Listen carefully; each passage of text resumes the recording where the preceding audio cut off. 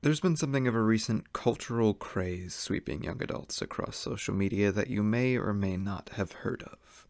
Bluey. From a first look, it looks and very well is a show for younger kids, made in Australia, distributed by the US by none other than our very own Disney. But what you may not expect by looking at this simple 8-minute episode show is, not only is it probably the most popular thing on Disney Plus right now, but the crowd that took over its popularity is not at all the age range you'd expect. Be it a TikTok trend that won't last or a long-lasting classic, this show's been around for 5 years and has just recently broken out of the realm of being just thought as a kid's show. So, being that I don't want to just talk about The Last of Us for 3 videos straight, I'm going to try to get in a couple smaller videos, and since I've fully been on the Bluey train, let's freaking talk about it.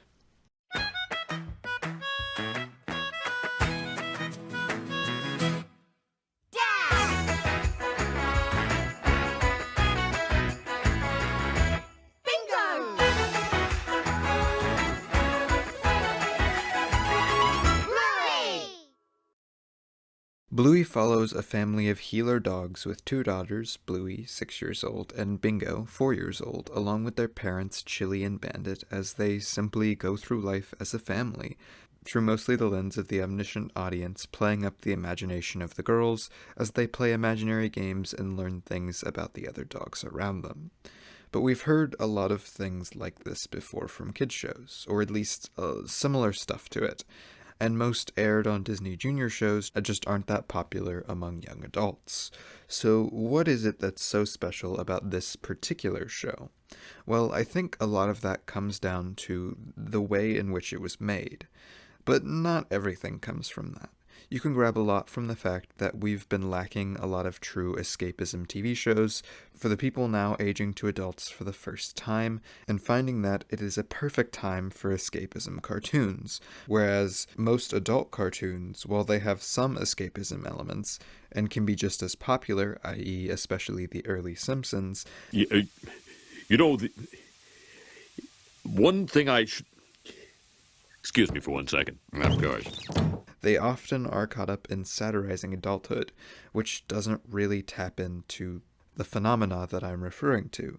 The things that follow this genre of childhood escapism that I'm talking about are things like Phineas and Ferb, and continued rewatches of Sweet Life with Zack and Cody, or Victorious, and all of these shows that so many young adults grew up on that just feel so, in a word, safe. Which is why, especially in the era of YouTube, you see so many adults continue to talk about them and make big long videos going into detail because they're fascinated about what made these often not great but super comforting and influential shows to our childhood tick. So you do definitely have this going for Bluey as it got TikTok popularity and spread to young adults, finding it to kind of fill in this gap, at least until 2 new seasons of Phineas and Ferb drop, apparently.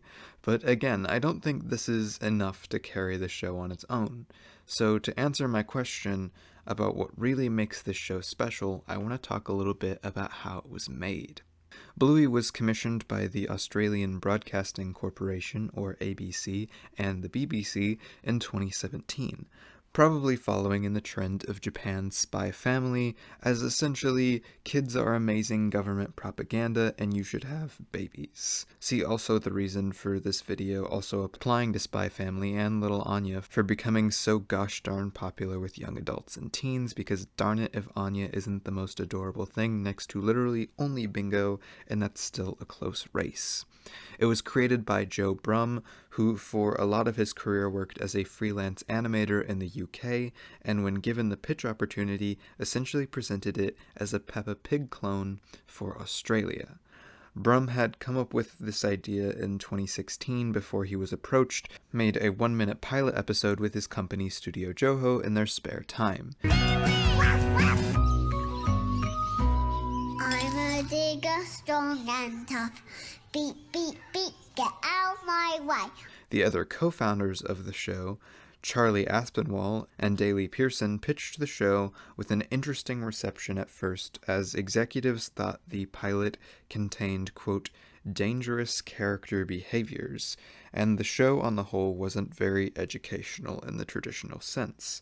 Pearson commented that it was very hard to pitch this show to a bunch of executives, as it wasn't a big concept show with a lot you could lay out as a plan, and more just a show about family and games. But eventually they got a $20,000 budget to create a 7-minute refined pilot. It ended up getting them 52 of the short episodes commissioned. And really, it's the reason that made executives nervous with the show that I think really makes it work for young adults. The whole concept for the show was based on Brum and his experiences raising his 2 daughters. In fact, Bluey, the blue heeler, is literally a dog that Brum had throughout his childhood, along with a Dalmatian named Chloe. He watched his daughters grow up and saw that playing imagination-filled games was as natural to them as breathing. What have you got there? Oh, nothing, dear. Hey, you have to pay for those beans. Run, Rita! And with his daughters struggling in formal education but learning from games and imagination-based learning, that was his base idea that would make his show different. He didn't want any counting or spelling or traditional learning in his show because from his own experience, that's not the only way that kids learn, or what's most important for kids to learn at that young of an age. There's no counting in Bluey. There's no learning this or that. Just show 'em playing. It's to show parents that kids aren't just mucking around. They're learning to play, learning to share, and generally you can just put your feet up and let 'em do it. Brum didn't do this blind either. On top of his knowledge of his own daughters, and most of the episodes being based directly on his daughters, something that again was very unique for this show, having essentially one writer for the plots whose essentially whole philosophy of writing was just watch my family. He would also do a lot of research on socio-dramatic play, and the importance of it in childhood development. Finding the skills you learn from it, and seeing kids learn for the first time how to interact with each other and the world around them, often in play emulating real-life things that they have seen, like going to the doctors. It's their first real way of expressing and interpreting the world around them in a way that they can understand. And the important life lessons just fell not only into Brum's lap, but also Bandit and Chili's lap in the show. Brum approached each episode in a way he described as a way to make a short film instead of, just episodic television. This decision's influence are definitely seen, especially as the show got a 2nd and 3rd season and was given more of a budget. Each episode pretty much completely stands on its own. He wanted to make it a show that could be watched by the parents and their kids, something that they would both get a lot out of, with lessons for both parents and kids, and most of the humor coming from Bandit's interaction with the girls. No, Mr. Crow, it's too spicy for you. What will happen if we can never turn this off? Get out of here! The water will be up to the clouds. Are you finished yet, Bingo? Almost. This is a really long way, Bingo. Finished. Get out of here! Yeah!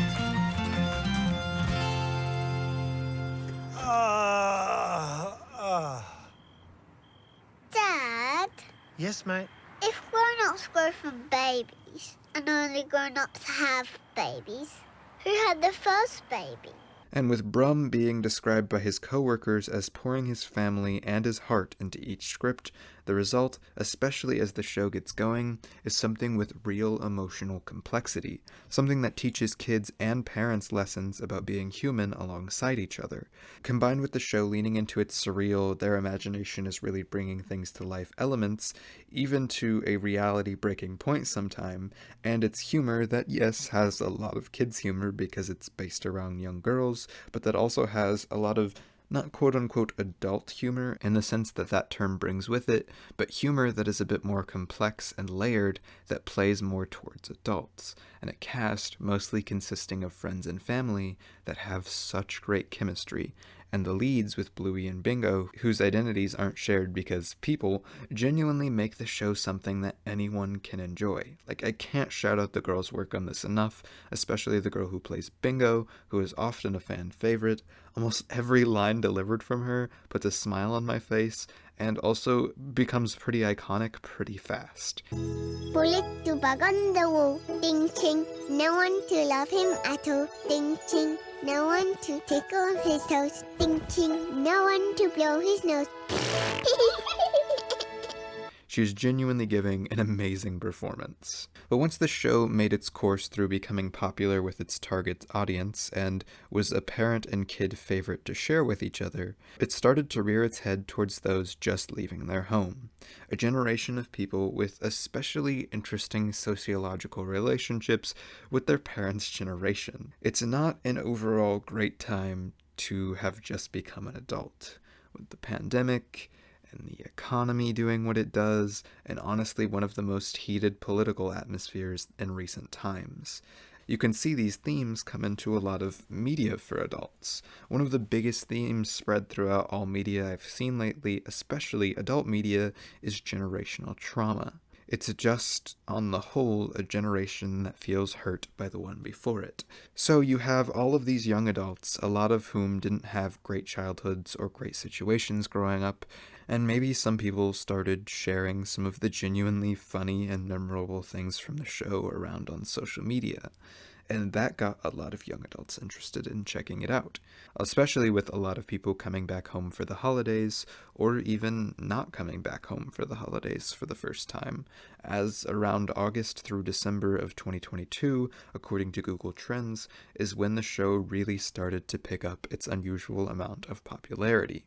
Bluey even made it into Macy's Thanksgiving Parade, and they may have turned on an episode with a little sibling or a nephew, or just checked it out because they thought it looked funny, and what they found was not only something stupid or funny, but something comforting, that in a way maturely looked at a lot of what it means to grow up and learn hard things about interacting with each other and interacting with the world around you, that a lot of young adults still feel like they don't fully have down. Like becoming awkward. We are definitely becoming more socially awkward. I feel like I am as I get older. Like I'm actually getting something's dying in my brain, I think. wait, is that from like lack of exercising that muscle? It might have just been like the kind of like the lockdown, like the 2 years of the pandemic being inside. I think that kind of with me with a bit. Like I think like even then I just I can't even talk sometimes. Like, try getting up. I do think I'm slightly. Doesn't everyone kind of feel like that though? Like they're being slightly a bit from it. It shows young parents and young kids exploring in emotional and funny and creatively lighthearted ways what it's like to be a young person, even if that lens is set to a slightly younger person than what a lot of its big audience is right now. I know so many people who have gone to the show to heal something that they felt was broken from their childhood, or to cry at the girls' exploration of this new confusing life and just the sweet moments of their parents comforting them. One of the most universal things I've seen from young adults who have gotten into the show is that they're not just watching because it's goofy and fun, but because it truly means something to them. And I think that comes from Brum putting his heart and soul onto the page and the amazing small team that brought it to life. They didn't just make another Peppa Pig or Jake and the Neverland Pirates or whatever other government propaganda shows we have for kids. They were trying to make something that was human, something that could really relate to what it's actually like to interact with people and to grow up. And they were also trying to make genuine art. And I think they succeeded. And I think that's why it's so popular with so many young adults.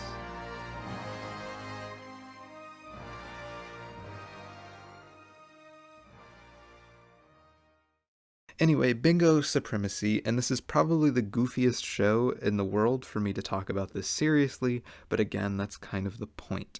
So thanks for watching, and shout out to anyone who watches Bluey to be reminded of a lost relative, a relationship that they miss, or never really had. or if you're like me, watching it because it's so fun and creative and gosh darn heartwarming. It's genuinely a really great show, and I didn't even dive into a lot of the episode's unique structure because of the short film episode pitch, or some of the unique and cool representation that you don't often see in kids shows, like ADHD and single parents and different parenting styles, and how kids interact through that. It's just a cool show with a lot of heart and craft behind it. Also, I didn't even freaking mention the score. It pretty much makes so much of the show, especially after the show's budget gets bigger, and it's truly electric and creative. But anyway, this is me trying to contain myself to actually making this video brief. I love you all. Who knows, the Bluey trend may die down. In fact, I'm sure it will. When anything like this becomes popular on TikTok, it will blow up and then die down. But I genuinely believe this to be a classic that young adults will return to for forever. But anyway, it may not be for you, but you may just find it to be the perfect escape from this rough life. Goodbye. I slipped on my beans.